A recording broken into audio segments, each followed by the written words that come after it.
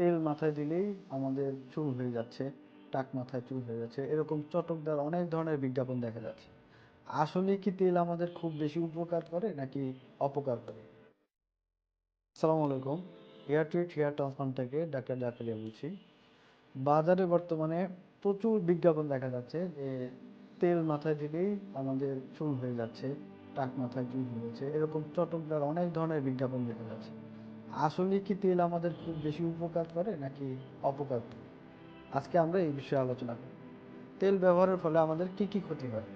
স্কাল্পে blockage এবং খুশকি তৈরি হয়। তেলের উপাদানগুলো আমাদের যে স্কাল্পে যে পোরগুলো থাকে সেখানে বসে এবং সেটা ব্লকেজ করে, ফলে বিভিন্ন ধরনের ইনফেকশন হয় এবং বিশেষ করে ছত্রাক জাতীয় বা ফাঙ্গাল ইনফেকশনটা বেশি। চুল পড়ে যাওয়া আশঙ্কা হারে বেড়ে যায়। যখন আমরা বারবার বেশিক্ষণ সময় স্কাল্পে তেল রাখি তখন চুলের গোড়া নষ্ট হয়ে চুল পড়ে যায়। স্কাল্পে নানা ধরনের পিম্পল দেখা যায়। চুলে তেল ব্যবহার করার কারণে বিভিন্ন ধরনের ধুলাবালি জমে। এছাড়াও তেল ব্যবহারের পরে আপনি যদি হেয়ার ড্রায়ার ইউজ করেন তাহলে পার্মানেন্ট আপনার চুলের গোড়া নষ্ট হয়ে যেতে পারে। তো এতগুলো খারাপ দিকের পরেও চুলের তেল ব্যবহারের কিছু ভালো দিক আছে।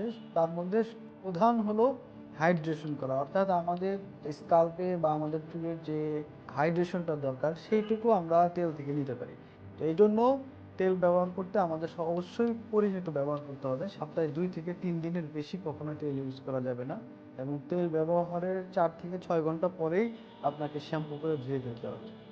ধন্যবাদ সবাই, ভালো থাকবেন।